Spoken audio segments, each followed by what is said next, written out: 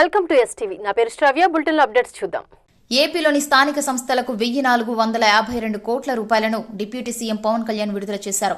గ్రామీణ ప్రాంతాలకు 998 కోట్లు, పట్టణ ప్రాంతానికి 454 కోట్లు 15వ ఆర్థిక సంఘం నిధులను విడుదల చేశారు. మంత్రి పయ్యావుల కేశవ్ మాట్లాడుతూ గత ప్రభుత్వం స్థానిక సంస్థలను నిర్వీర్యం చేసిందని, తమ ప్రభుత్వం స్థానిక సంస్థలను బలోపేతం చేస్తోందని చెబుతూ సీఎం సూచనల మేరకు నిధులు విడుదల చేస్తామన్నారు. ఇక ఈ నెల 23న ఒకరోజు నిర్వహించే గ్రామ సభలను విజయవంతంగా నిర్వహించాలని, దీనికోసం ప్రతి సభకు ఒక ప్రత్యేక అధికారిని నియమించాలని రాష్ట్ర ప్రభుత్వ ప్రధాన కార్యదర్శి నీరబ్ కుమార్ ప్రసాద్ కలెక్టర్లను ఆదేశించారు. ఎన్నికల సమయంలో ఎన్డీఏ కూటమి ప్రభుత్వం ఏర్పరిచిన వెంటనే పంచాయతీరాజ్ వ్యవస్థని బలోపేతం చేస్తాం, ప్రభుత్వ పనితీరులో పారదర్శకత, జవాబుదారీతనం తీసుకొస్తామని మాట ఇచ్చాం. ఇచ్చిన మాట ప్రకారం ఈ నెల 23వ తేదీన దేశంలో మునిపెన్నడూ లేని విధంగా, జరగని విధంగా రాష్ట్రంలోని 13,326 పంచాయతీల్లో 4,500 కోట్ల రూపాయల నిధులతో 87 రకాల పనులతో గ్రామాభివృద్ధి చెందేలా, 9 కోట్ల పని దినాలతో 54 లక్షల కుటుంబాలకు ఉపాధి కల్పించేలా మహాత్మా గాంధీ జాతీయ గ్రామీణ ఉపాధి హామీ పథకం కోసం ఒకే రోజున గ్రామ సభలు నిర్వహించి తీర్మానాలు చేస్తున్నాం. దేశంలోనే పంచాయతీ వ్యవస్థను ప్రవేశపెట్టిన రెండో రాష్ట్రం మనదే.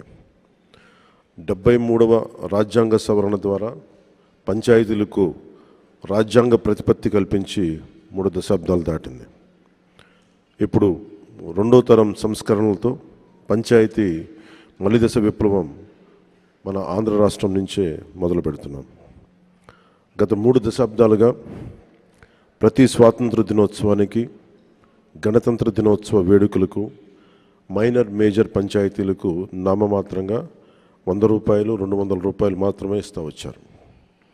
మనం తీసుకొస్తున్న పంచాయతీ సంస్కరణలో భాగంగా 100 రూపాయలను 10,000 రూపాయలు, 250 రూపాయలను 25,000కు పెంచి మా ఎన్డీఏ ప్రభుత్వం చిత్తశుద్ధిని చూపాం. దేశమంతా వర్షాలు దంచుకొడుతూ వరదలతో ఉప్పొంగుతుంటే తిరుమలలో తక్కువ వర్షపాతం నమోదై నీటి ఎద్దడి ఏర్పడుతోంది. తిరుమలలోని 5 ప్రధాన డ్యాంలలో లభ్యమయ్యే నీరు రాబోయే 130 రోజుల అవసరాలకు మాత్రమే సరిపోతుందని భక్తులు, స్థానికులు నీటిని పొదుపుగా వినియోగించాలని టీటీడీ పేర్కొంది. తిరుమలలో ప్రతిరోజు సుమారుగా 43 లక్షల గ్యాలన్ల నీటిని వినియోగం ఉందని, అందులో 18 లక్షల గ్యాలన్లు తిరుమల డ్యాంల నుండి, మిగిలిన నీరు తిరుపతిలోని కళ్యాణి డ్యాం నుండి వినియోగిస్తున్నారు. తిరుమలలోని గోగర్భం, ఆకాశగంగా, పాప వినాశనం, కుమారధార, పసుపధార డ్యాంల మొత్తం నీటి నిల్వ సామర్థ్యం 14,304 లక్షల గ్యాలన్లు కాగా, ప్రస్తుతం తిరుమలలో కేవలం 5,800 లక్షల గ్యాలన్ల నీరు మాత్రమే అందుబాటులో ఉంది. అక్టోబర్ 4 నుంచి 12 వరకు జరగనున్న వార్షిక బ్రహ్మోత్సవాల సందర్భంగా తిరుమలను సందర్శించే వేలాది మంది భక్తుల ప్రయోజనాల దృష్ట్యా నీటి వృధాను అరికట్టాలని, అలాగే నీటి వినియోగాన్ని నియంత్రించేందుకు కొన్ని చర్యలు తీసుకోవాలని టీటీడీ నిర్ణయించి భక్తులతో పాటు స్థానికులకు విజ్ఞప్తి చేస్తోంది.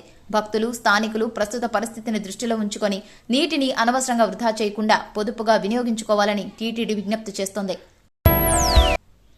నల్లమల అడవిలో కురుస్తున్న భారీ వర్షంతో ఉమామహేశ్వర క్షేత్రం వద్ద ఎత్తైన కొండల నుంచి జలపాతం ఉరకలిస్తోంది. జలపాతాన్ని చూసి పర్యాటకులు, భక్తులు మంత్రముగ్ధులవుతున్న ఆనందం వ్యక్తం చేస్తూ తమ సెల్ ఫోన్లతో అందమైన దృశ్యాలను చిత్రీకరిస్తూ ఎంజాయ్ చేస్తున్నారు.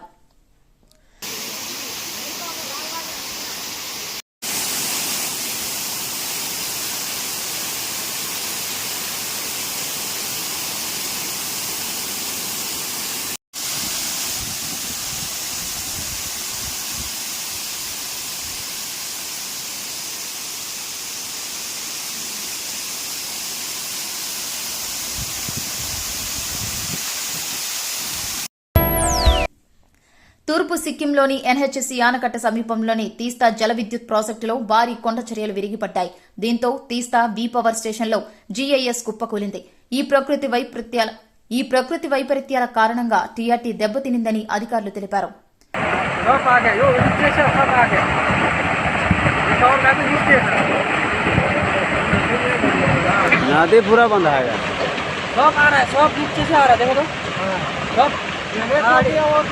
पहाड़ी आ रहा है पहाड़ी आ रहा है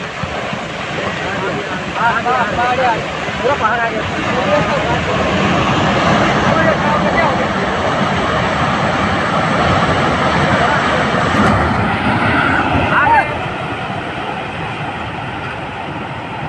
इधर का आदमी भाग जाना चाहिए यार। कार है ना, गिरना चाहिए, ठोक मारेगा तो भागना चाहिए।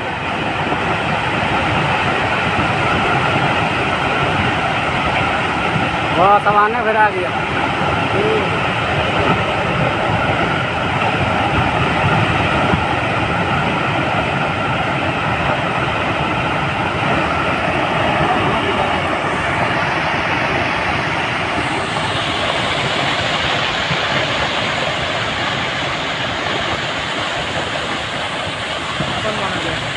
ये वहाँ से गया, हाँ?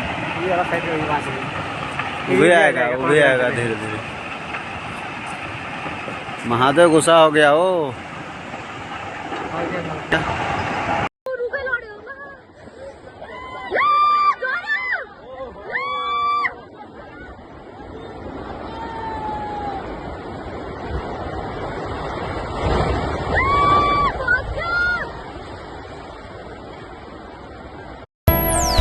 ఇవి ఇప్పటివరకు ఉన్న bulletin updates. Keep watching STV.